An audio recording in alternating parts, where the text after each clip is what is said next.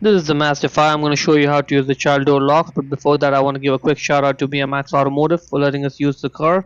They're a used car dealer here in Toronto, Canada. Do check them out. Check the link in description for more details on their inventory.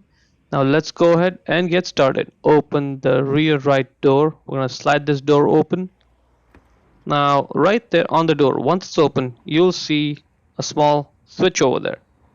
Yep, even says lock on it with the arrow pointing down. That right there.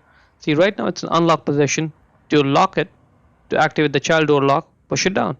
That's it. No tools needed. See, now it's unlocked. We'll go into the car and we'll try it out for ourselves. See if it actually works. I'm going to unlock the door. Won't happen. Let me try now. Nope. Cannot open the door. The only way I can is from outside. Now I can slide the door open from outside only. Now let's unlock it, like deactivate the child door lock feature. So you have to push the knob up, close the door, and now it's locked so it won't open. Put it in unlock position, open the door, and it does work.